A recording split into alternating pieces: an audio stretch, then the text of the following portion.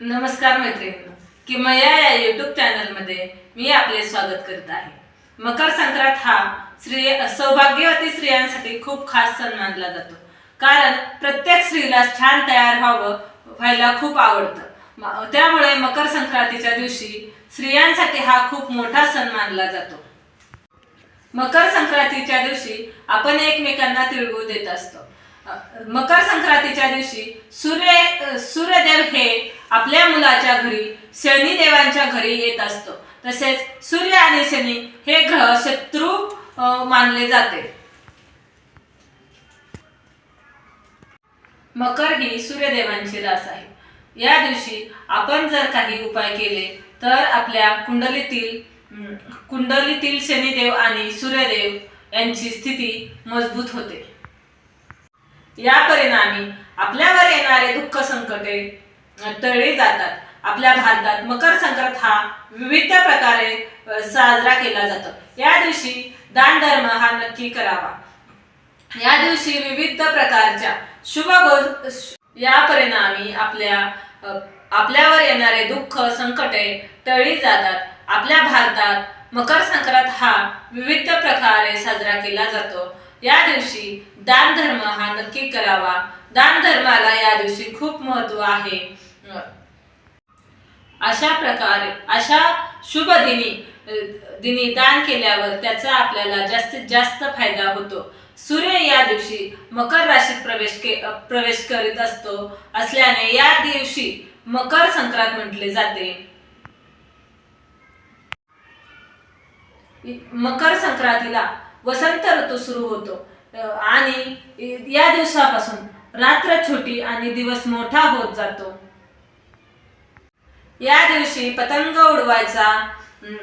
उडवायचा उत्सवच असतो।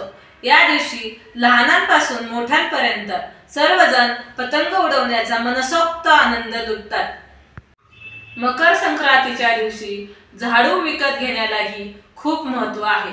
झाडू विकत घेतल्याने लक्ष्मी माता खुश होते आणि आपली प्रगती होते। मकर संक्रांतीच्या दिवशी तिळाचे करायचे काही उपाय। या दिवशी आंघोळीच्या पाण्यामध्ये तीळ टाकून त्या पाण्याने आपल्याला आंघोळ करायची आहे।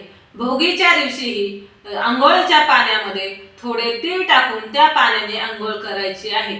तिळाच्या पाण्याने आपल्याला स्नान करायचे आहे। संक्रांतीच्या दिवशी सकाळी लवकर उठून सूर्यदेवाला अर्घ्य द्यायचा आहे। त्यामध्ये कुंकू, लाल चंदन, लाल फूल, तीळ हे सर्व मिसळून सूर्यदेवाला अर्घ्य द्यायचं आहे। सूर्यदेवाला अर्घ्य देताना ते पाणी आपल्याला जमिनीवर पडणार नाही याची काळजी घ्यायची आहे। ते पाणी कुंडीमध्ये किंवा झाडात पडेल, आपल्या पायावरती ते पाणी उडणार नाही याची काळजी घ्यायची आहे। सूर्याला जल अर्पण करताना ओम सूर्याय नमः या मंत्राचा जप करायचा आहे। एक मूठ काळे तीळ घेऊन घरातील सर्व व्यक्तींवरून उतरून ते घराच्या उत्तर दिशेला टाकायचे आहे। त्यामुळे घरातील सर्वांचे आजारपण नष्ट होईल। तिळाच्या तेलाचा दिवा मकर संक्रांतीच्या दिवशी संध्याकाळी आपल्या दारासमोर नक्की लावायचा आहे। त्यामध्ये थोडे तीळ घालायचे आहेत। शनी दोष काळे तीळ पाण्यामध्ये मिसळून शिवलिंगावर अर्पण केल्यास शनी दोष कमी होतो। पितृदोष मकर संक्रांतीच्या दिवशी पिंपळाच्या झाडाखाली तिळाच्या तेलाचा दिवा लावल्यावरती आपला पितृदोष कमी होतो। तिळाचे आणि गुळाचे दान मकर संक्रांतीला नक्की करायचे आहे। तिळगुळ घ्या गोड गोड बोला, आमचे तिळगुळ सांडू नका, आमच्या संगे भांडू नका। व्हिडिओ आवडला असेल तर लाईक करा, शेअर करा, सबस्क्राईब करा। व्हिडिओ पूर्ण पाहिल्याबद्दल धन्यवाद।